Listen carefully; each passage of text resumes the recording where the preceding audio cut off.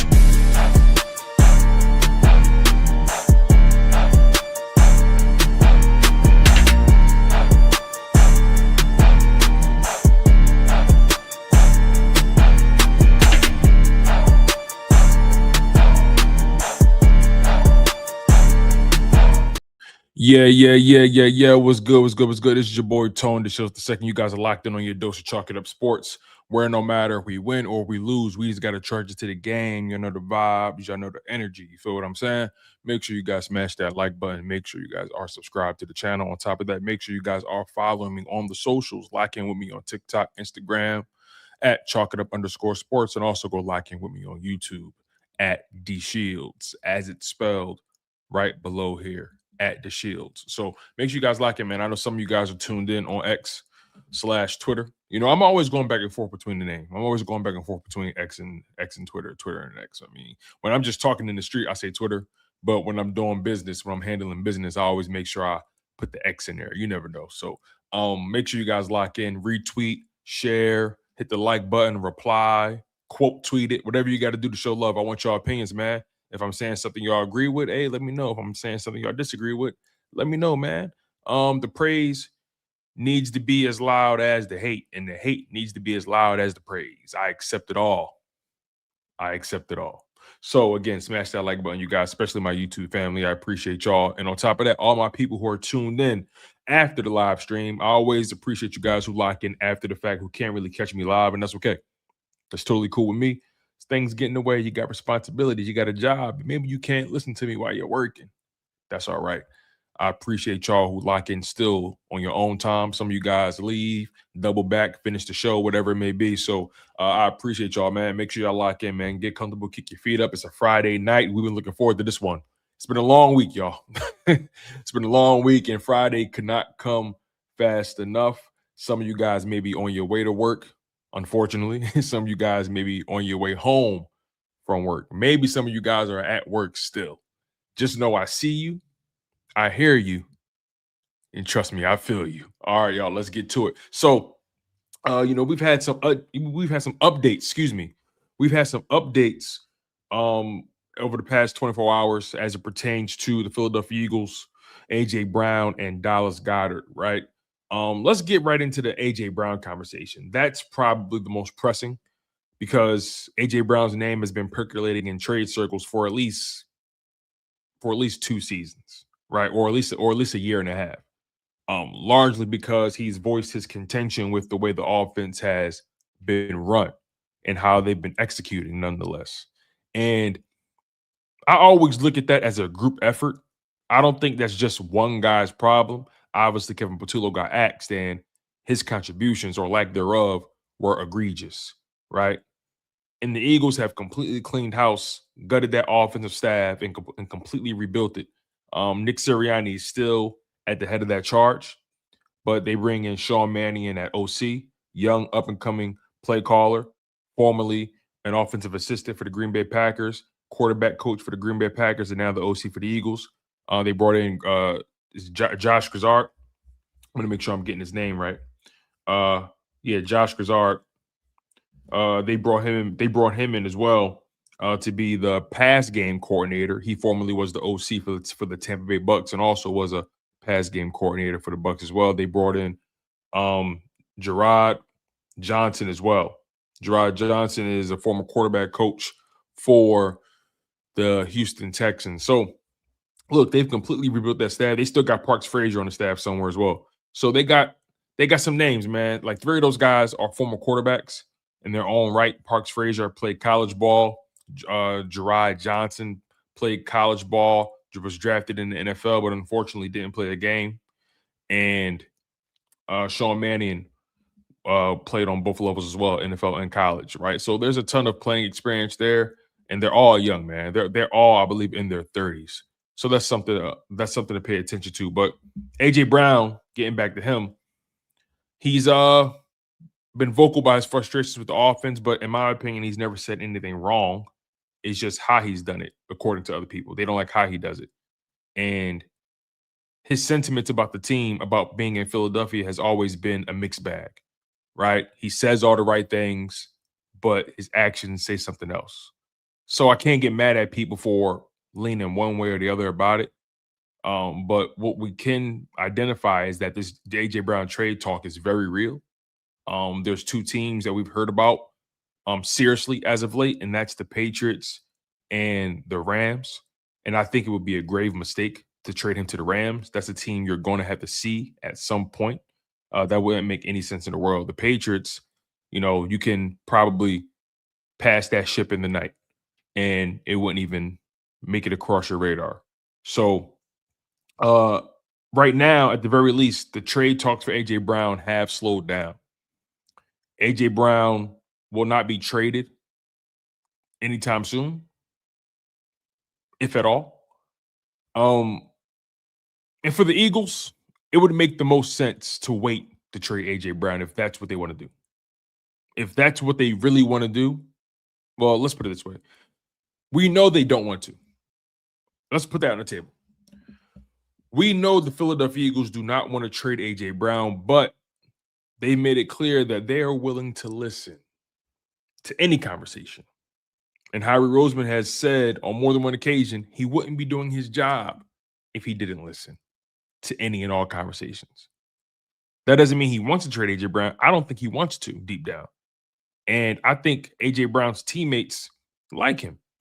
But with AJ Brown being here, there's always going to be that cloud hanging over everyone's head. When is AJ going to be satisfied? Or is AJ going to have an opinion about the offense? Or is AJ Brown going to get traded? That thing is not going to end. If the Eagles don't trade AJ Brown prior to the draft, it's still going to follow them going into OTAs, training camps, so on and so forth. It's not going to go away unless he puts it to bed. And that's one thing he has not done. He said, yeah, I love Philadelphia. I want to be in Philadelphia. Okay. But he has yet to directly address the idea of being traded, if you ask me. The words, I do not want to be traded, has never come out of his mouth. He's saying all the right things, but he's never said, I do not want to be traded.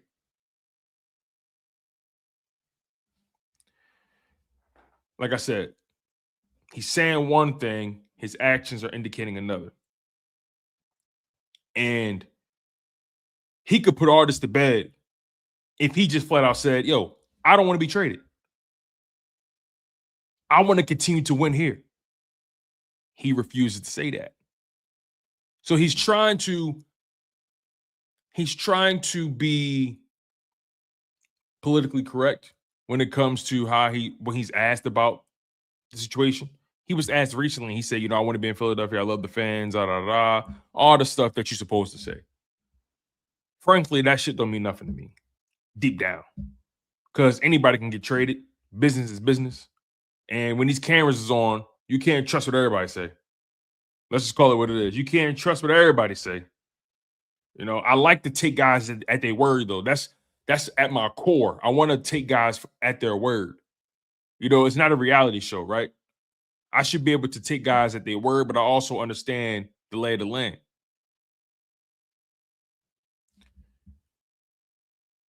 The reality is, based off the Eagles' circumstances, it would behoove them to not trade A.J. Brown at all. But if they do end up trading A.J. Brown, it would also behoove them to wait after June 1st, right? If the Eagles decide to trade A.J. Brown prior to June 1st, then they would take on a significant cap hit. We talked about it, right? If the Eagles decide to trade A.J. Brown prior to June 1st, they will incur a $43 million dead cap hit. $43 million. But if they wait to trade A.J. Brown after June 1st, that number decreases dramatically. As a matter of fact, that $43 million dead cap hit prior to June 1st will decrease all the way to $16.4 million after June 1st. But here's where it gets interesting, though. If you wait after June 1st, the draft has already passed. Teams are already starting to figure out who they're bringing into, training camp, OTAs and all that kind of stuff, off-season workouts. Teams have spent their money. They've used their draft capital for the 2026 season. Any trade that you do for A.J. Brown, if you're the Eagles, you won't be able to benefit from that until the next draft, if it's all picks. If you get a player back, okay, that's something different. But if you wait till after June 1st to trade A.J. Brown, now the kind of pick you get can be a mixed bag in terms of the spot, the specific pick itself. You can trade A.J. Brown for a first-round pick, but you don't know where that pick is going to land. Could it be in the 20s? Could it be in the teens? Could it be a top 10 pick? Could it be the last pick of the first round? You feel what I'm saying? So, yeah, financially, it benefits the Eagles to not trade him at all. It also benefits them financially to wait until after June 1st. But by then, are there any teams really looking to take that swing? Maybe a team that feels like they're one piece away, like the Patriots. Maybe a team that feels like they want to load up as much as they can, like the Rams. It can go either way. I, for one, believe the Eagles are better with A.J. Brown. And I want to make my position clear. Tone DeShields II would prefer not to trade A.J. Brown because I'm an A.J. Brown fan. I love what A.J. Brown brings to the table on the football field. I like what A.J. Brown stands for off the football field. I like that he's a family man. I like that he cares about his community. I like that he cares about people that look like him, that comes from where he comes from. I like that A.J. Brown is a philanthropist, gives back to the community. I like what he represents. I like his work ethic. I like his attention to detail when it comes to his craft. I love his commitment to greatness. Again, I want A.J. Brown in Philadelphia. The antics, or that some of you guys may call it, the antics or the off the field stuff that you guys don't like, maybe the social media stuff, whatever it is. When it's football time, that shit don't bother me. Because when it comes to A.J. Brown and what he does off the field, from a media perspective, from a public relations perspective, he is the smallest headache in comparison to what some of these other big name receivers put their teams through. Excuse me. Stephon Diggs, Lord knows that man is talented, but a headache, right? Tyreek Hill, we know how much of a headache he's been, despite his talent.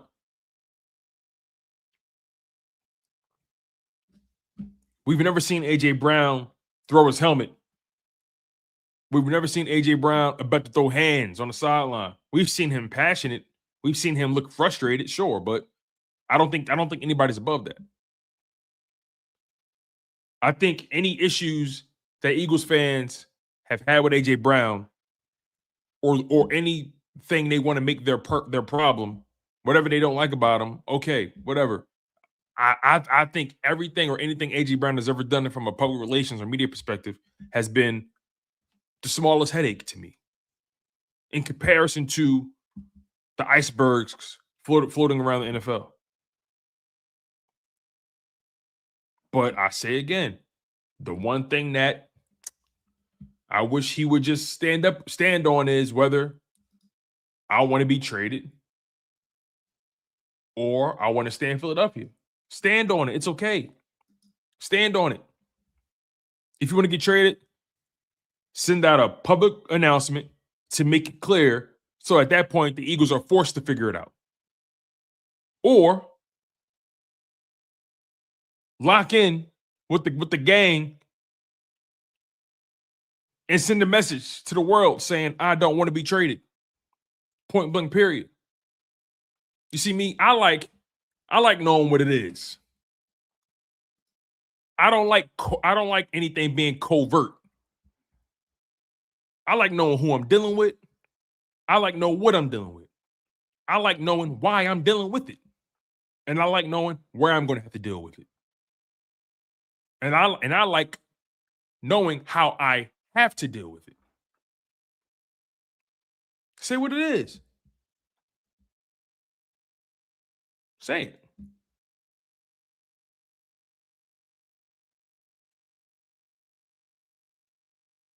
That's all. Just keep it P. That's all. You know what I mean? We grown, we adults. Players come, players go. Things crumble from the inside out. Everything ain't meant to last forever. It's cool. It ain't no love lost. A.J. Brown is a Philadelphia Eagles legend. A.J. Brown is easily a top 3 Eagles receiver of all time. He may be number 1. I'm willing to say that. I'm willing to say A.J. Brown's number one all time for the Eagles.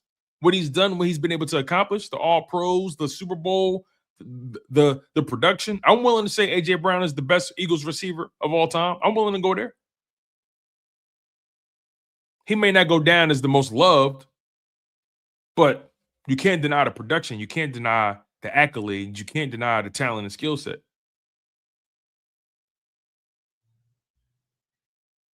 That's just me, though. And I don't think I'm saying anything unfair. I don't think I'm saying anything out of bounds. I try to be as respectful as I can with this microphone here. Just because I have one, it doesn't make my voice matter any more than anybody else's.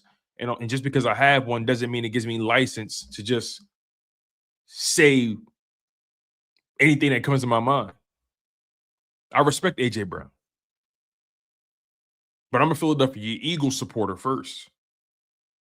And if A.J. doesn't want to be in Philadelphia anymore, if he doesn't want to play with this organization anymore, that's okay. Just say that. I could respect it even more if he'd be like, look, it ran its course. I think I'm ready for a change of scenery. There's a respectful way to handle that. But I think even he's undecided. We haven't talked about that part, though.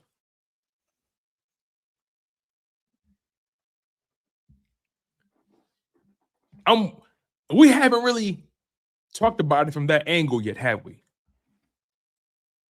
I think he's undecided.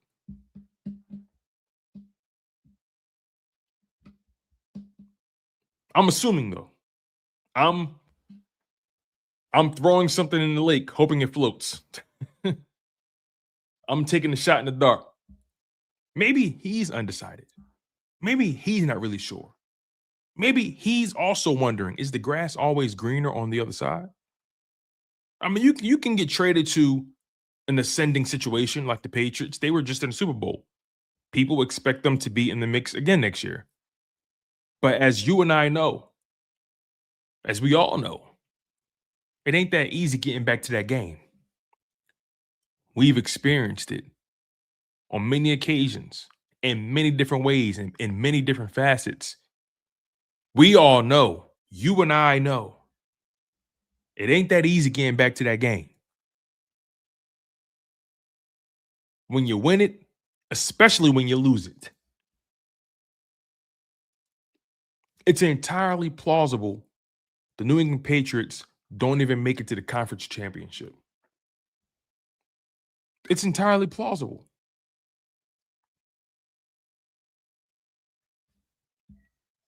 It's plausible Matthew Stafford doesn't finish the season. He's getting old. He's a year older. He's fantastic, though.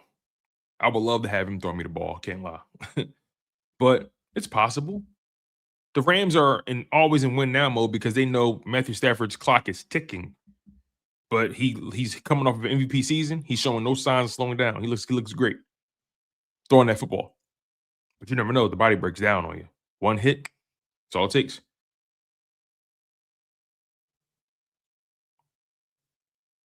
I think A.J. Brown's undecided.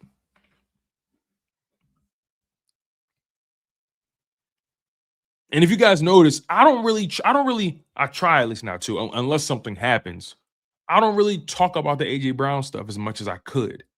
You don't really see me leaning on that narrative. I don't really talk about it that much. You know, last time I talked about it, I think I spoke about it with my man LB. But when the A.J. Brown stuff has been percolating, I really don't get into it.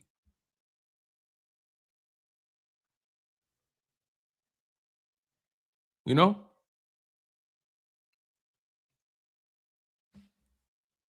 So we'll see what happens with this A.J. Brown situation. It's something that's not going to go away, at least for now, unless A.J. Brown draws the line in the sand about what it is.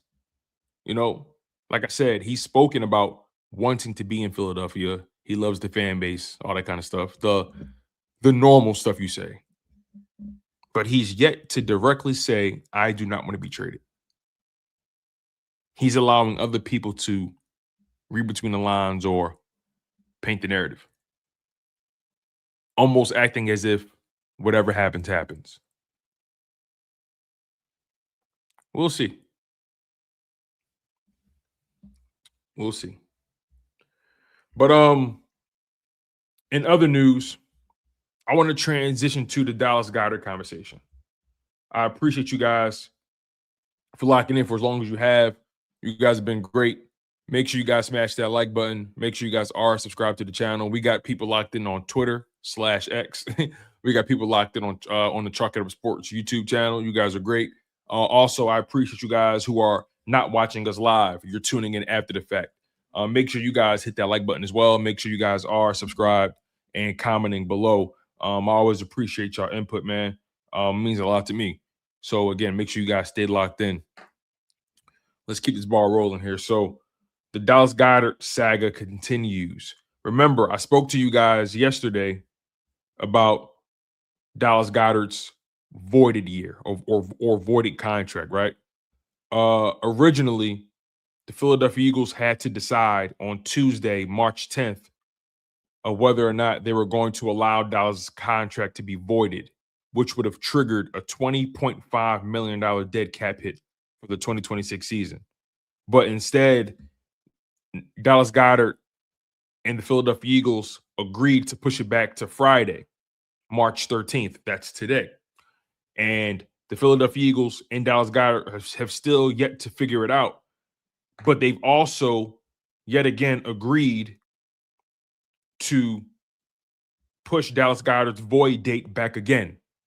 This time they push it back to Monday, March 16th. So,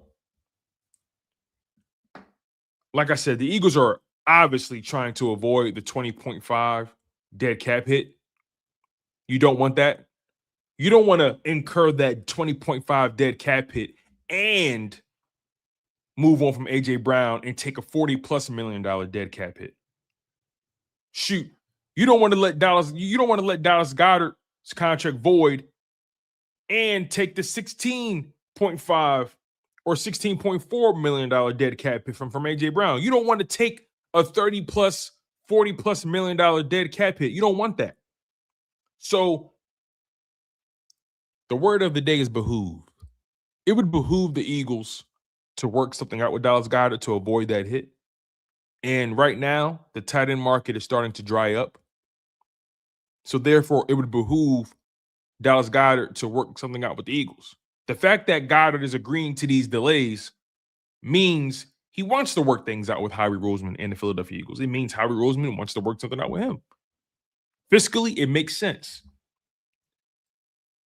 Like I said to you guys yesterday, though,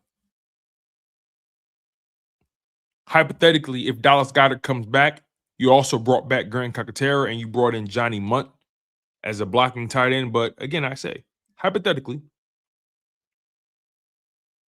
Dallas Goedert comes back, you still need to invest in that position. You still need to invest in that position through the draft. We know what Grant Calcaterra is. We know what Dallas Goedert is. We definitely know what Johnny Munt is. We need to start investing in that position through the draft. When's the last time the Eagles drafted a tight end? Let me look at that. Was it Dallas Goedert?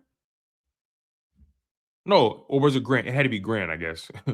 Had to be Grant Calcaterra. I guess that makes sense. But when's the last time they drafted a tight end on day 2 or sooner of the NFL draft? Let me double check this. The last time the Eagles drafted a tight end on day 2 or sooner, meaning the 3rd round or higher. Let's find out. All right. Grant Calcaterra was drafted in 2022 in the 6th round. And the last tight end they drafted before Grant Calcaterra was Dallas Goedert, and that was round 2. So Dallas Goedert was the last tight end drafted by the Eagles, 3rd round or higher. Dallas Goedert was drafted in the 2nd round. After that, they drafted Grant Calcaterra in the 6th round in 2022. The Eagles have not invested in that position. I mean, legitimately invested in that position since 2018. You had Zach Ertz for a long time, and then you transitioned to Dallas Goedert. Those were your number 1 tight ends. Let's take Grant Calcaterra off the table. The Eagles' tight end position for the better part of a decade, longer than that, has been held down by 2 guys, Dallas Goedert and Zach Ertz, and you've won a Super Bowl with both of those gentlemen. Kudos to you, Howie Roseman. Kudos to those players. And Zach Ertz is gearing up for a 2026 season. We'll see who picks him up, who signs him, coming off of the ACL tear, or I believe it was an Achilles. Either one, they both were really bad. Dallas Goedert and Zach Ertz have held it down. You got to start thinking about phase 3 of that. Who's the next tight end you're going to invest in and develop? You have to do that in this draft class. You got to do it. There's no need to wait on it. Dallas Goedert is 31. Grant Calcaterra is just a pass catcher. Can't block at all. Limit you offensively. You want to bring another tight end in here through the draft that you can leave on the field so it doesn't show your hand from a scheme perspective, from an alignment perspective. What made Dallas Goedert so great early on in his career was you was able to leave him on the field all 3 downs, passing downs and rushing downs, and teams weren't able to figure out what you were doing. But when you're constantly swapping out guys because one guy can't block, one guy can't catch, it exposes you establish trends. Guys are able to predict what you're going to do based off of your package, based off the package you put out on the football field.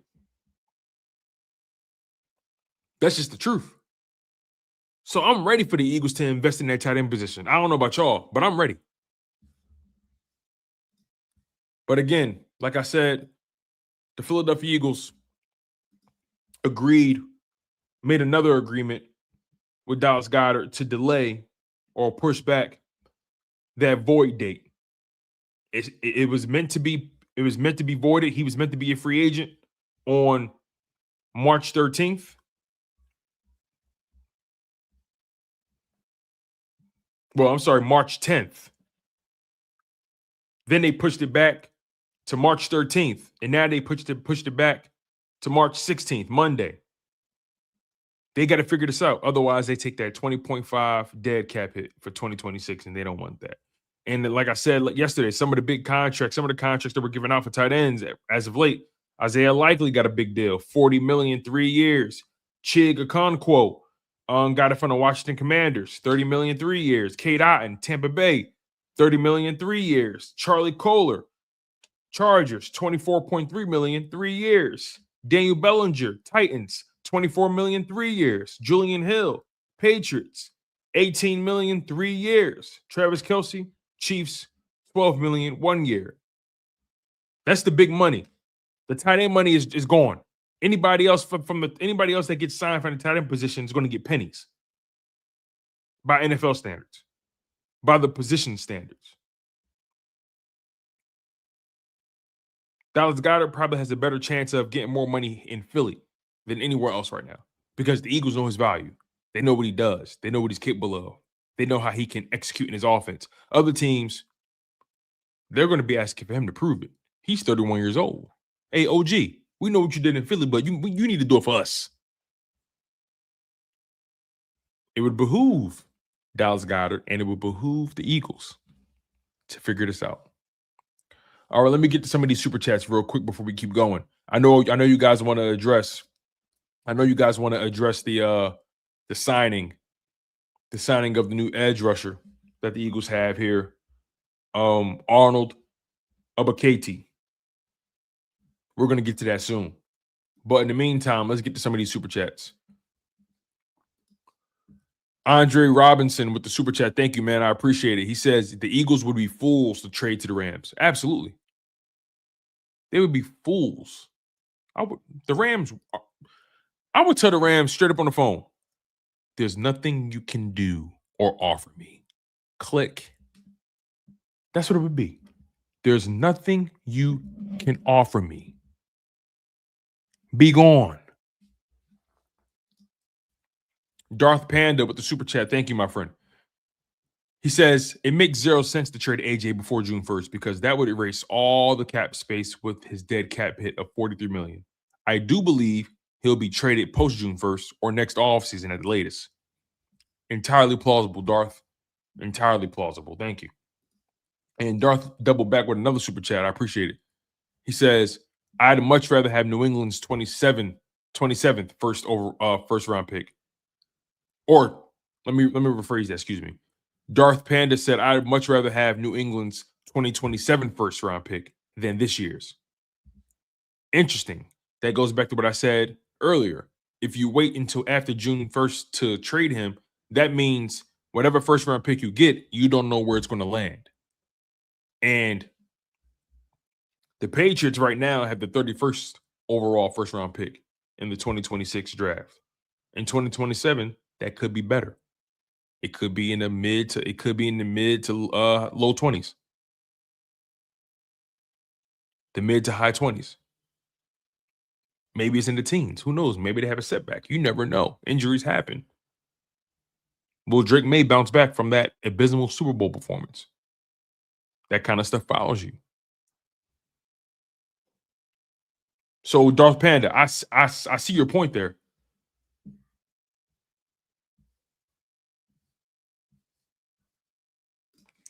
$24 Birds with the super chat. Thank you, my man. He says, Ayo Tone, Mr. 24 Bird says, nice shirt. Hey, thank you, my man. I appreciate it. Mrs. 24 Bird, excuse me. He says, Mrs. 24 Bird says, nice shirt. You already know, man. You already know I love my queens. My queens sit at the most high. All right. Let's keep this ball rolling here. We've been live, 36 minutes? Let's keep this thing going, you guys. I appreciate it.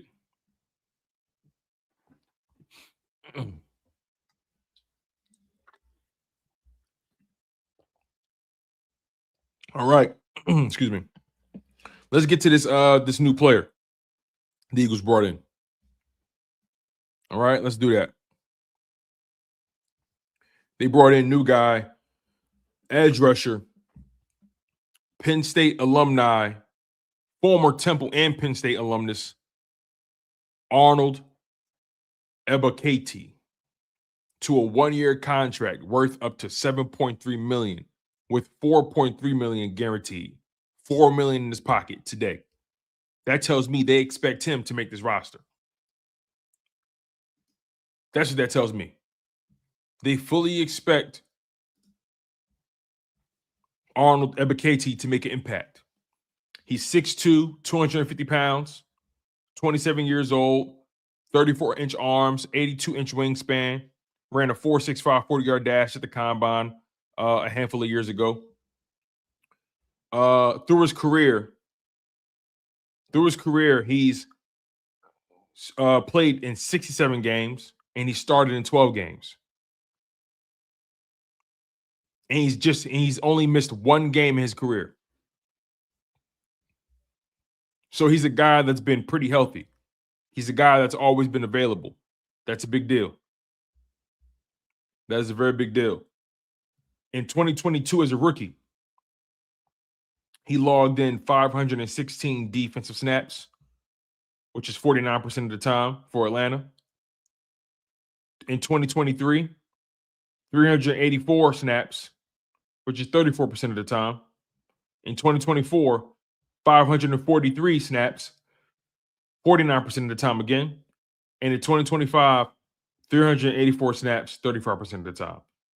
So his snap counts have quite literally been in flux each and every year. Over 500, just under 400.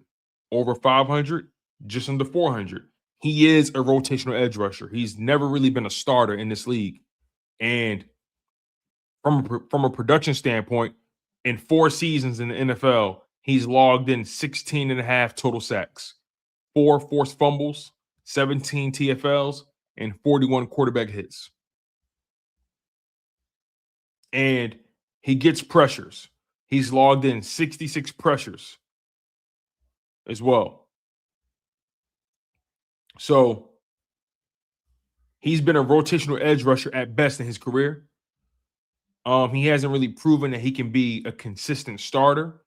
The Atlanta Falcons let him walk. They didn't feel the need to overextend themselves to bring him back, but that doesn't mean he's a bad player, right? All these teams are making decisions, cost-controlled decisions. And it didn't make sense for the Falcons financially to invest in him long-term, right? The Eagles, they couldn't pay Milton Williams. They let him walk. Milton Williams is a good player. Reed Blankenship, couldn't pay him. Good player. Let him walk. So just because Atlanta didn't resign him doesn't mean he's a bad player. It just means that they made their decisions financially and they wanted to allocate the money elsewhere. And they got a new coaching staff as well. Raheem Morris is out. We know that for a fact. So new regime means new direction for the team. But he's a guy that's been available. He's a guy that has shown he has an ability to get to the quarterback. And, you know, I've looked at this guy's film. Shout out to Thomas R. Peterson on Twitter. He built a compilation of all this guy's film, and I'm looking at the way this guy moves, man. He's quick off the edge, has great hands, strong hands. He's decisive. It looks like he beats guys typically with raw speed. He gets off his blocks. He holds up in the run based off what I'm seeing. He understands gap control. So technically, he's sound. He's technically sound. He's forced incompletions at the line of scrimmage. He's gotten run stops. He's strong getting off the offensive lineman. He's violent with his hands. He beats you with speed, but he's strong. He's stout. So I'm looking at Arnold Ebiketie as a player that can make an impact on his team somehow, some way. Arnold Ebiketie, I'm going to be saying his last name a lot because I'm going to make sure I get it right. Arnold Ebiketie, 1-year deal, $7.3 million in total, $4.3 million guaranteed. Go look on Thomas R. Peterson's Twitter page, and you'll find the tweet. I think this player can make an impact for the Eagles. Again, I'm not saying he's going to be a double-digit sack guy. I'm not saying that. But what you want is somebody who can come in, rotate, hold up in the run. And look, who knows? Maybe his best football is in front of him.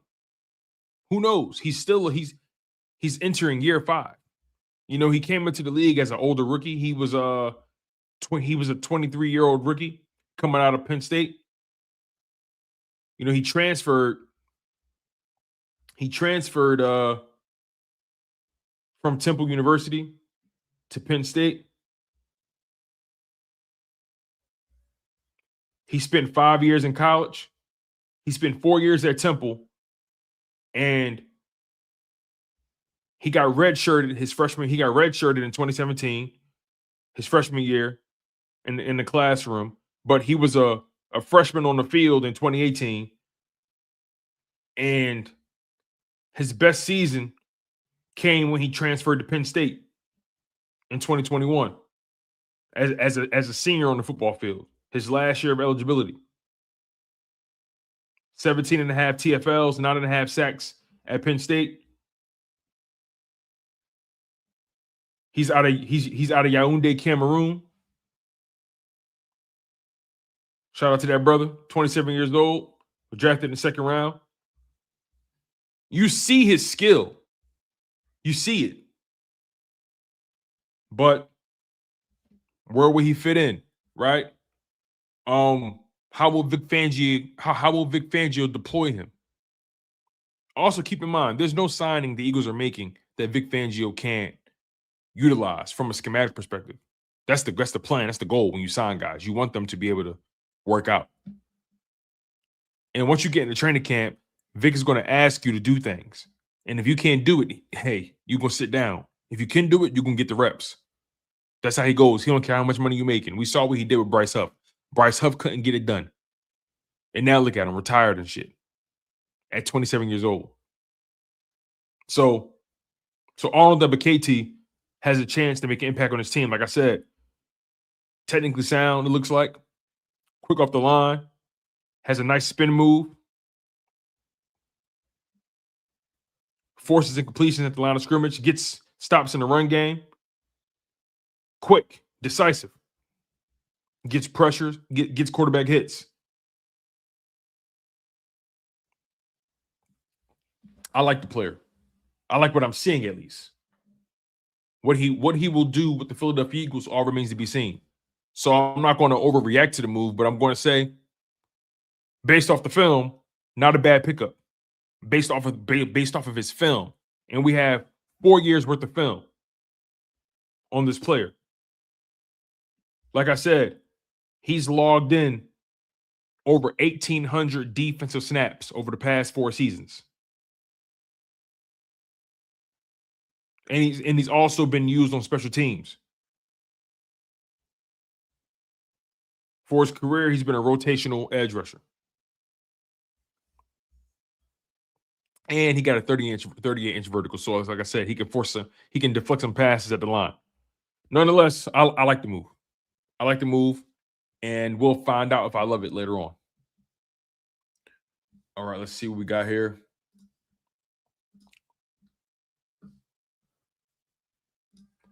Rome Robinson says Howie needs to go get Max Crosby. That price is probably steep, man. I mean, I think the price goes down because of the way things folded with the Baltimore Ravens. I think the price goes down, but I don't know, man. Max Crosby got a lot of money on the books. Let me look at Max Crosby's cap hit for the 2026 season.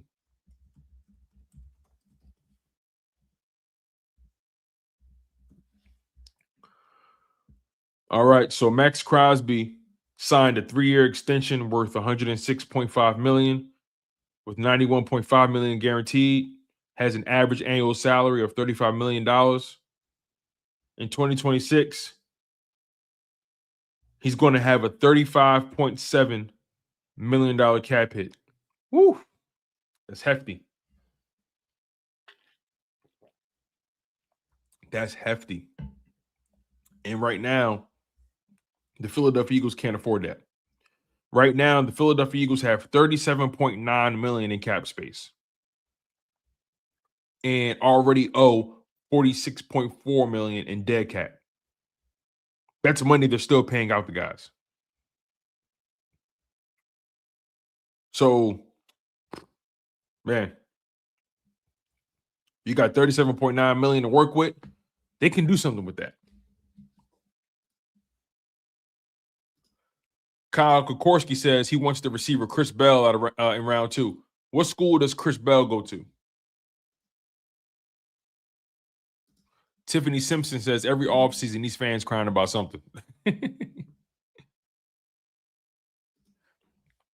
Arthur 26 McQueen says he can't help his team when we struggle with an OC. He just sits there and watches the ship go down. That's one problem. Who is he talking about? Oh, Nick Sirianni. Scoob Doo says Jahad Campbell will splash at the edge this year.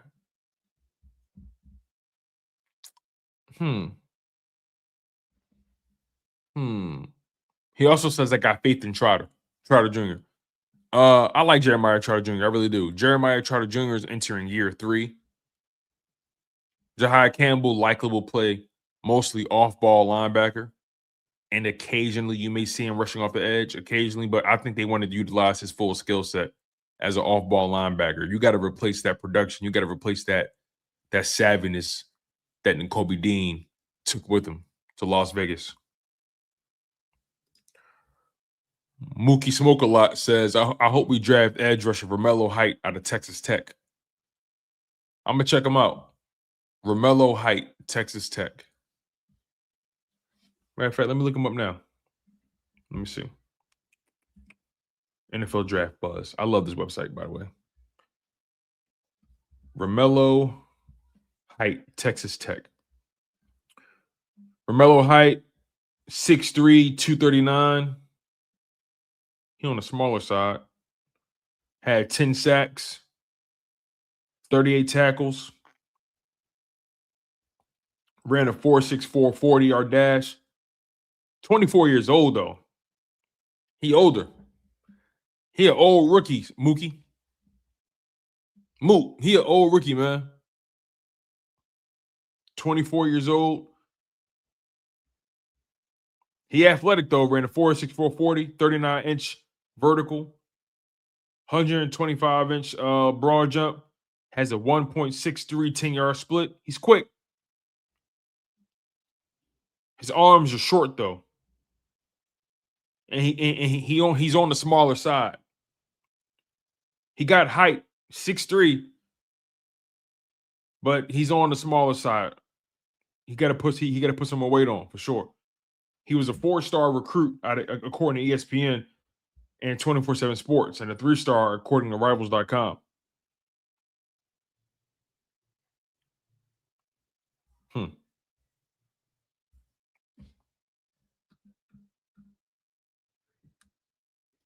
Mookie said, damn, bro, definitely old. Yeah, he is. 24, getting drafted. Woof. Kokorski says, Tone, watch Chris Bell. He's from Louisville. Watch his tape. I see a little bit of AJ Brown. Chris Bell out of Louisville. Let me search him. Chris Bell, Louisville. Okay, 6'2", 222. Senior, okay, Yazoo City, Missouri.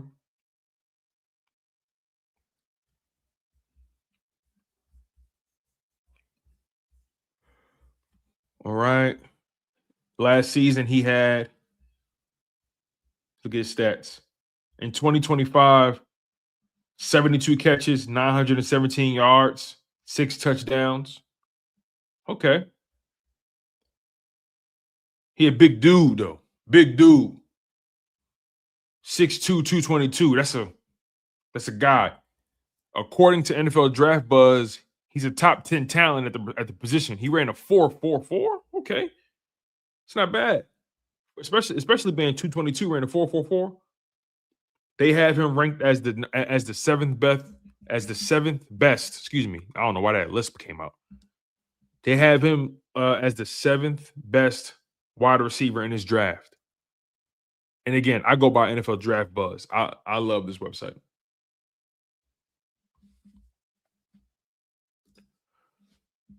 De La Flo says Akeem Messador or Malachi Lawrence or the smart edge choices coming out the draft. Akeem Messador. Let's see.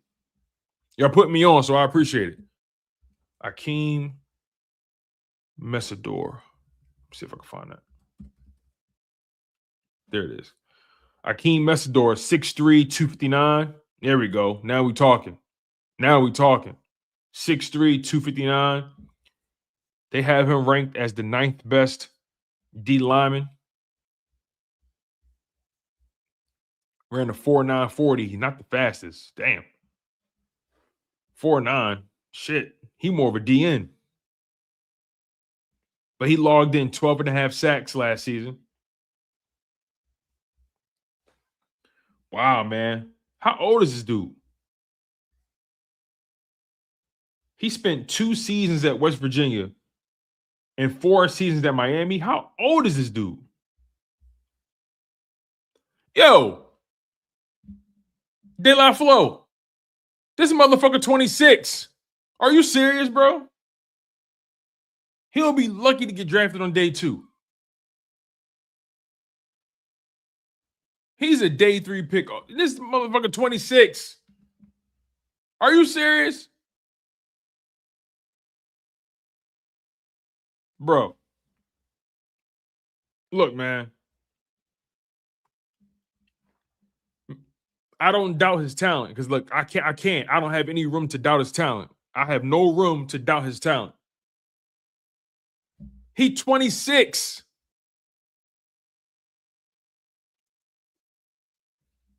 What's the other guy name? Malachi Lawrence. All right, Malachi Lawrence. Let me see. Malachi Lawrence out of UCF. All right, 6'4", 253. Yeah. There we go. Now we talking. They got him ranked as the 19th best D lineman. Ran a 4.5 240.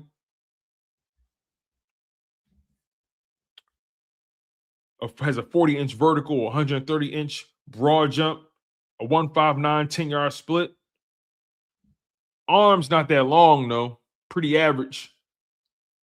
But he's athletic as hell.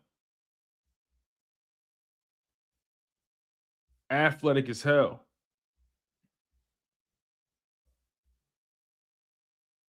Okay. Spent 4 years at college. So that means he's like 22, maybe 23. In 2025 at UCF, he had 7 sacks. 2024, 5 sacks. 2023, 8 sacks. He's been pretty consistent. He's been flirting around that 5 to 8 sack range pretty consistently over the past 3 seasons. Athletic, man. Athletic and great size, the kind of size you want at the position for sure. Was a 3-star athlete coming out of high school, according to ESPN 24/7 Sports and Rivals.com. Okay.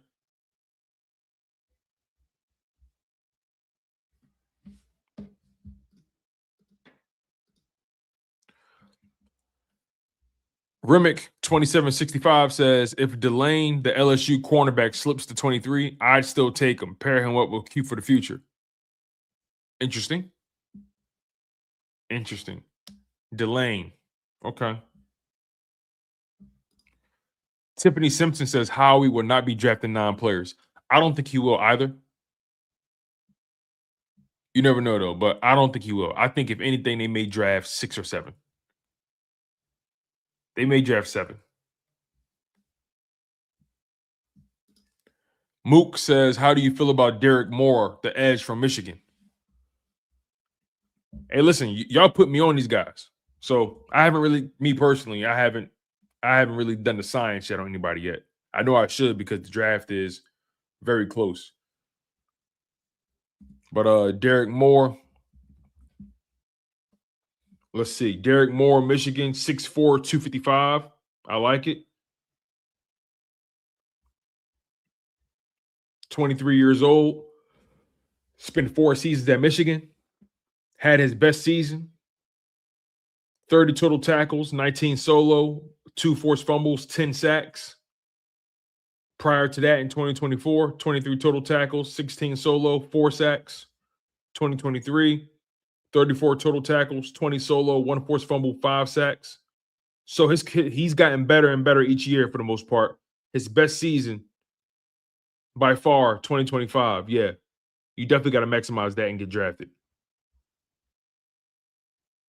Y'all put me on some guys, man. Y'all put me on some guys. Let's look at his 40-yard dash time, though. 6'4", ran a 4.65 40. Not bad. Arm length is pretty average. 33-inch arms. 23 years old. You know, I'm cool with that. Listen, if you're 24 or older as a rookie, I'm calling you old. Just saying. I just want y'all to know that for future reference. If you're 24 years old or older as a rookie, I'm calling you old. But he's 23, so he's good.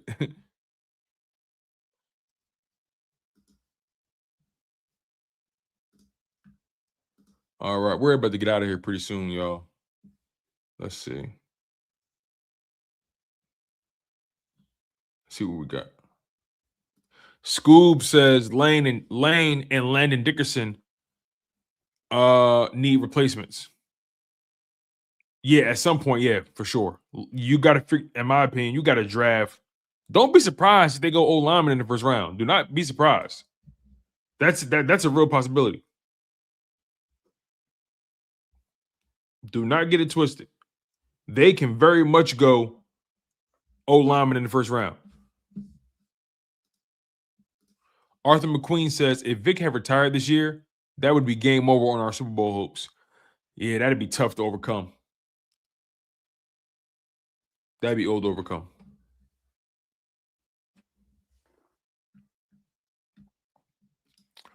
Linda Washington says, QB Tyler Show was old when drafted last year. He was 26. Yeah, I know.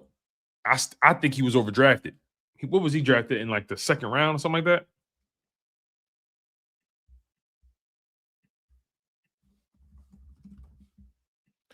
Tyler Show was drafted in the 2nd round at 26 years old. That's freaking ridiculous. That's ridiculous. Well, he was 25 when he got drafted.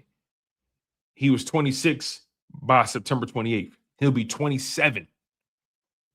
He'll be 27 this year. It's crazy. But he was 25 when he got drafted. Still old as hell. Old as, bro. But the thing is, they want to build around him. That's clearly what they're doing. Tyler Show played in 11 games for the Saints, started in 9, went 5-4, completed 67% of his passes, threw for over 2,300 yards, 10 touchdowns, 6 interceptions.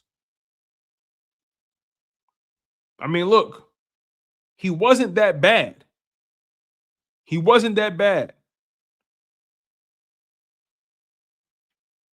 He was accurate, I'll tell you that much. Completed 67% of his passes. Needs more touchdowns, though, and cut down on those turnovers. 6'5", 219. Listen, they're building around them, but they signed Travis Etienne. They fortified that offensive line. They still got Chris Olave in the building. Still got Alvin Kamara. He got weapons around him for sure.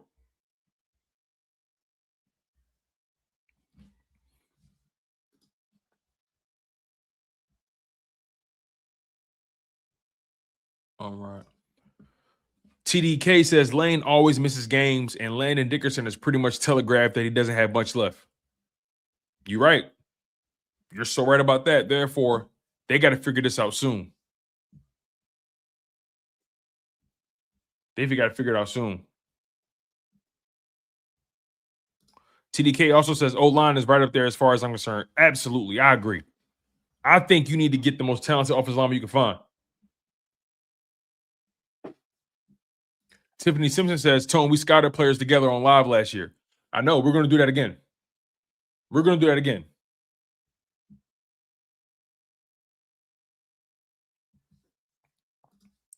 Trenton Wright says, biggest need to offensive line, followed closely by safety and tight end.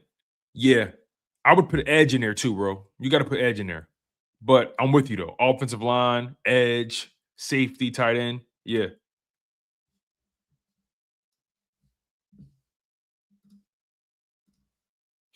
All right.